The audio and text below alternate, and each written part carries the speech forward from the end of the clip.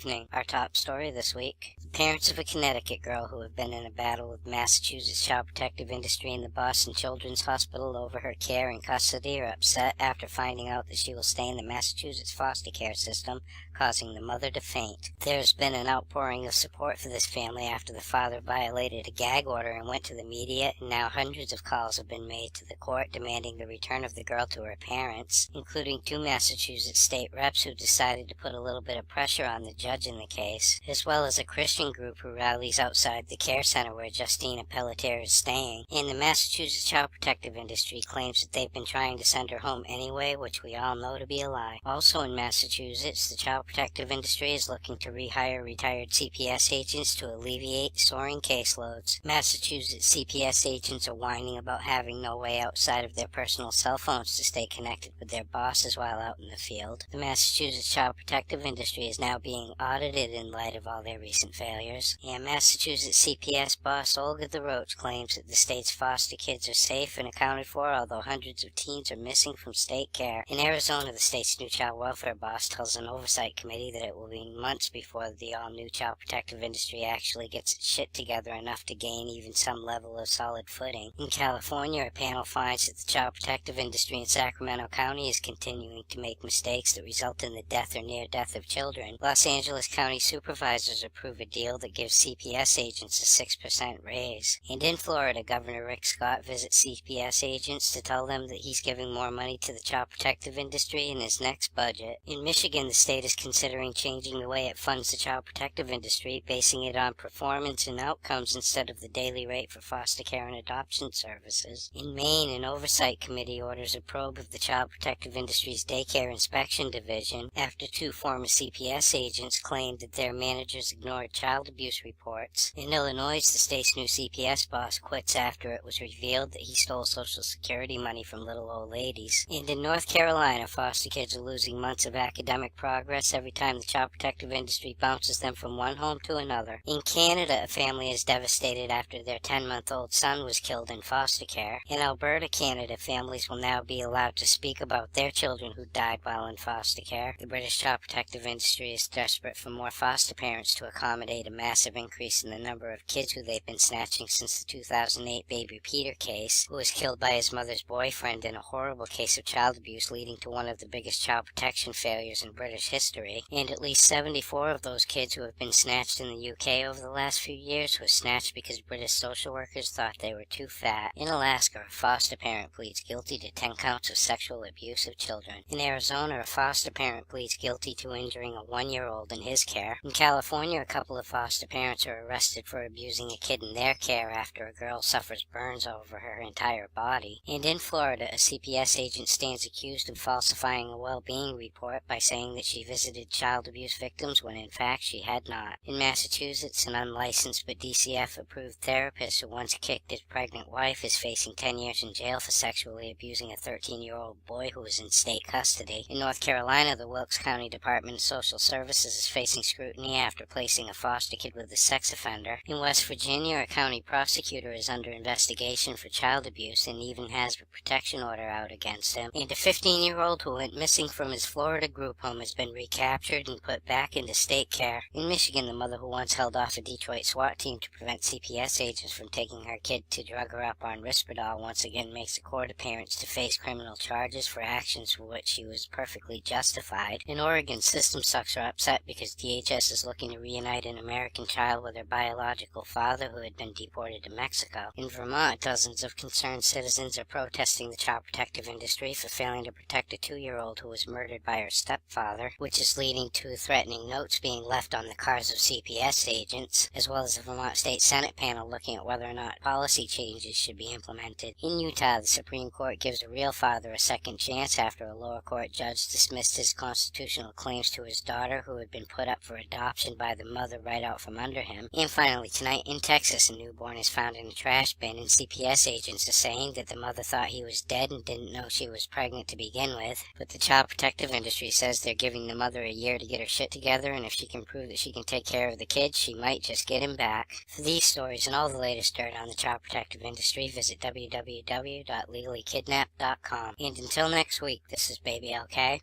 Over and out.